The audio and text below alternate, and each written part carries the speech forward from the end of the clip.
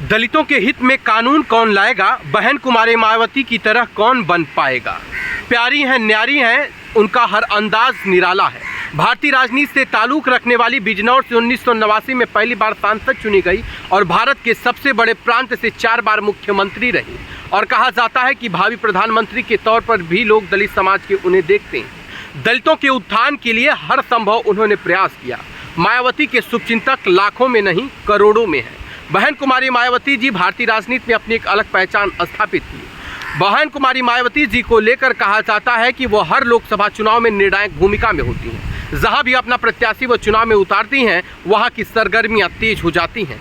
दलित मतदाता आंख बंद कर उन पर विश्वास करते हैं। दलित मतदाता यहां तक कहते हैं कि अगर मायावती जी कहेंगी ये दिन नहीं रात है तो हम लोग इसे स्वीकार कर लेंगे। दलित मतदाताओं को लेकर के जिस तरह मायावती जी हर कदम कदम पर प्रयास की और अपनी सरकार में जिस तरह से उन्होंने कार्य किया, वो अपने आप में इतिहास के पन्नों में स्वर्णिम अक्षरों में लिखा जाएगा। दलित मतदाता आज भी बहन कुमारी मायावती जी पर संपूर्ण विश्वास रखते हैं और उनके कार्यों पर हमेशा से वह विचार करके और उनको मतदान देते रहते हैं। मायावती जी ने एक नारा दिया था, सर्वजन सुखाय सर्वजन हिताय। ब्राह्मण शंख बजाएगा हाथी चलता जाएगा। यह नारा मायावती जी का तब था जब वो सत्ता में आई थी, यानी वो सर्व समाज को लेकर चलने की बात कर रही थी। लेकिन मायावती जी को माना जाता है कि वो दलितों की सबसे बड़ी शुभचिंतक थी और दलितों के लिए उन्होंने हर संभव प्रयास किया। अब 2024 का लोकसभा चुनाव है, ऐसे में मायावती जी के ऊपर सबकी निगाहें टिकी हुई है। जिस लोकसभा सीट पर सपा अपना कैंडिडेट उतारती है, भाजपा अपना कैंडिडेट उतारती है, लेकिन लोगों की निगाह यह रहती है कि मायावती कब अपना कैंडिडेट उतारेंगे, क्योंकि दलित मतदाता ही समीकरण सेट करते हैं कि इस बार किसका पलड़ा भारी होगा और किसका पलड़ा हल्का होगा। मायावती जी ने किए बहुत अच्छे काम, महान दलित नेताओं में भी है उनका नाम। 1956 में भारत के सबसे बड़े सूबे उत्तर प्रदेश की धरती पर जन्म लेने वाली मायावती जी ने अपने कामों से कुछ ऐसा किया चमत्कार कि लोग करने लगे नमस्कार। मुलायम सिंह यादव को ऐसा लग रहा था कि मायावती जी का कद बढ़ रहा है और माना जाता है कि जो गेस्ट हाउस कांड हुआ था उसमें मुलायम सिंह यादव जी का ही बड़ा योगदान था।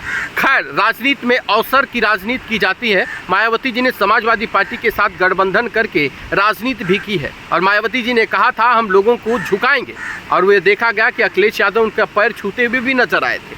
लेकिन उसके अलग अलग मायने निकाले जा रहे थे। लेकिन भारत एक तहजीब और संस्कार का देश है, यहाँ बड़ों का सम्मान करना हम सब की प्राथमिकता होती है। खैर, राजनीति में उसका अलग मतलब निकाला गया। लेकिन हम बात करते हैं मायावती जी का, जो कि दलितों की बड़ी शुभचिंतक हैं और भारतीय राजनीति में अपनी एक अलग पहचान स्थापित की है। 2024 लोकसभा चुनाव में वो अपनी किस तरह की भूमिका निभाएंगी, ये सबका ध्यान उसी पर टिका हुआ है। दलित मतदाता ये मांग कर रहे हैं कि मायावती जी को भारत का प्रधानमंत्री बनाया जाए। दलित वंचित शोषित की वो आवाज़ बुलंद करेंगी और दलितों के हित में काम करेंगी। ये बात भारतीय जनता पार्टी भी कह रही है, ये बात समाजवादी पार्टी भी कह रही है, ये बात तमाम दल के लोग भी कह रहे हैं। वहीं समाजवादी पार्टी कह रही है कि अब संविधान खतरे में है। तमाम बड़े आरोप भारतीय जनता पार्टी पर लगा रही है। वहीं मायावती जी चुप हैं इस वक्त में। क्या उनको लगता है कि वो भारतीय जनता पार्टी जो कुछ कर रही है वो लोगों के हित के लिए है, समाज के हित के लिए है, या फिर उनका कुछ अलग मोटिव है? लोगों की निगाहें मायावती जी पर टिकी हुई। 4 बार सत्ता में आई, नहीं हुआ कोई दंगा और गुंडों के छूटते थे पसीने, जो लेता था मायावती जी से पंगा। माना जाता है कि भारतीय राजनीति में और भारत के सबसे बड़े सूबे उत्तर प्रदेश में मायावती जी ने अपना शासनकाल बहुत ही शानदार, बहुत ही शानदार और बहुत ही ज़बरदस्त तरीके से चलाया था। ये कहा जाता है कि लॉ एंड ऑर्डर भी वहाँ बहुत ही स्वस्थ था। यानी ये माना जाता है कि उस दौर में माफियाओं की सांसें रुकी हुई थी। लेकिन फिर बहन कुमारी मायावती जी को सत्ता में आने के बाद ये लगा कि बिना बाहुबल के राजनीति नहीं चमक सकती है। उन्होंने मुख्तार जैसे लोगों को भी टिकट दिया, तमाम बड़े माफियाओं को उन्होंने भी टिकट दे करके चुनाव भी लड़ाया।